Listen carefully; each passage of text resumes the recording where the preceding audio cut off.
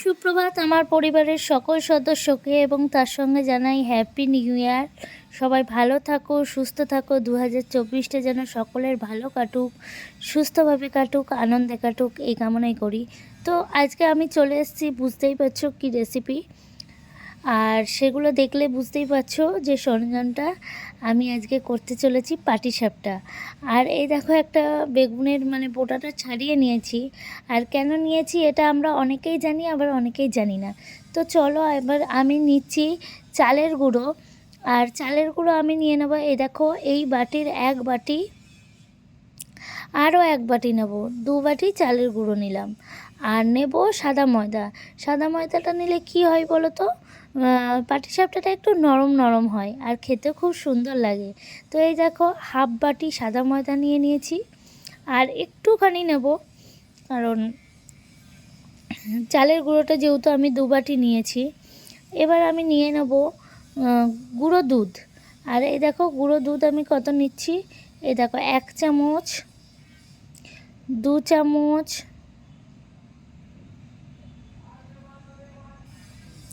2 চামচ গুঁড়ো দুধ নিয়ে নিচ্ছি। আর গুড়টা আমি আজকে পাটিসাপটা করব পুরোটাই খেজুর গুড়ের, কারণ এখন নতুন বছর আর নতুন গুড়, বিশাল মজা করেই খাবো আমরা পাটিসাপটাটা।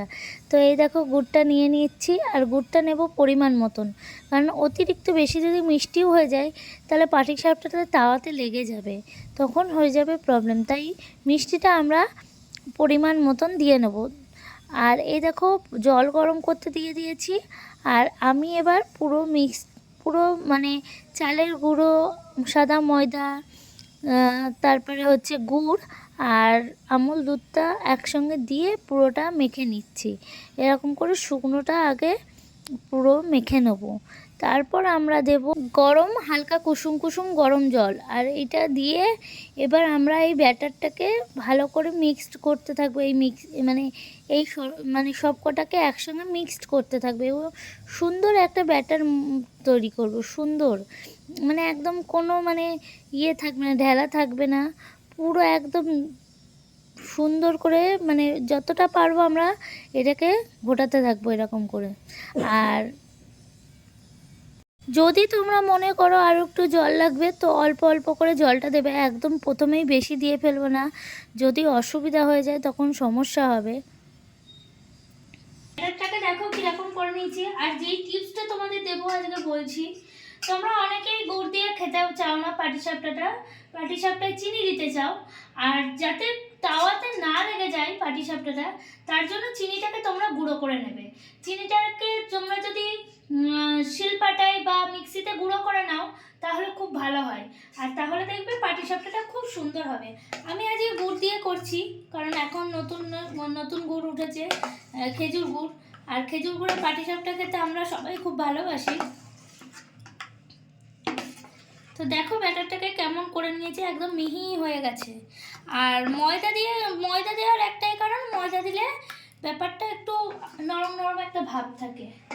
তো চলো এবার আমি পাটিসাপটাটা ভাজতে শুরু করি। বেগুনের বড়াটা নেওয়ার কারণটা এবার তোমাদের দেখাই।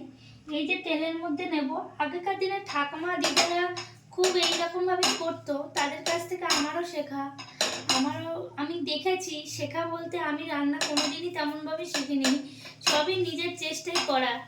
আর এগুলো দেখেছি মাকে বা ঠাকুমা দিদাদের দেখেছি এরকম করেই করতে, তাই জন্য আমিও এরকম করেই করছি। তো এই তাওয়াটায় ভালো করে এই তেলটা এরকম করে মাখিয়ে নেব।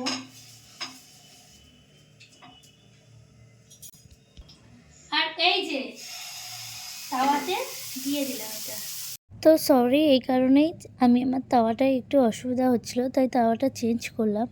তো এই দেখো আবারও ওই ব্যাটারটা আমি ওই তাওয়ায় যেমনি দিয়ে নিচ্ছিলাম, তো এই তাওয়াতেই সেরকমভাবেই দিয়ে নিলাম।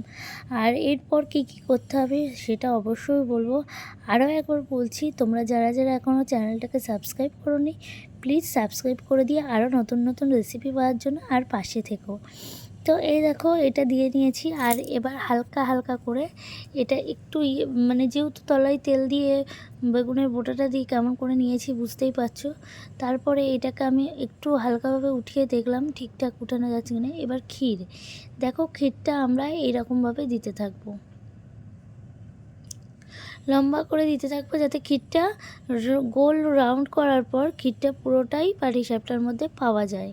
তা এই দেখো, এবার আমরা পাটিসাপটাটাকে এরকম করতে করতে ভাঁজ করতে থাকবো। তো দেখতে থাকো। এই দেখো, আমরা কিন্তু এই সময় আঁচটা একটু লোয়েই রেখে দেবো, হাই রাখবো না, হাই রাখলে সমস্যা হবে। লো বা মিডিয়াম ফ্লেমে রাখলেই আঁচটা হবে। আর এই দেখো, এক এক করে একবার একবার করে উল্টাচ্ছি। আমরা অনেকেই কিন্তু ডিম ভাজি এরকম করে, মানে গুটিয়ে গুটিয়ে, তো তাদের বলছি এরকমভাবে গুটিয়ে নেবার সুন্দর একটা দেখবে। আস্তে আস্তে ওই চালের গুঁড়ো আর ময়দার মিক্সিংটা না এত সুন্দর যদি করা যায়, আর মিষ্টির পরিমাণটা যদি বেশি না হয়, তাহলে কিন্তু পাটিসাপটাটা হেভি গোল করে হয়। তো এই দেখো, আমার একটা ভাজা হয়ে গেছে, আমি আরও একটা ভেজে নিচ্ছি। তো আমি এক এক করে সবকটা পাটিসাপটা ভেজে নিচ্ছি। আর তোমাদের যেটা বলার, আমি যেই পাটিসাপটার মানে যেই রেসিপিগুলো দেখাচ্ছি তোমরা অবশ্যই কিন্তু ট্রাই করো, বারবারই বলছি তোমরা অবশ্যই কিন্তু ট্রাই করো, খুব সুন্দর লাগবে আর খুব সহজভাবেই ট্রাই করতে পারবে, কারণ এইটা একদমই ঘরোয়া পদ্ধতিতে আর তেমন কিছুই বিশেষ লাগে না।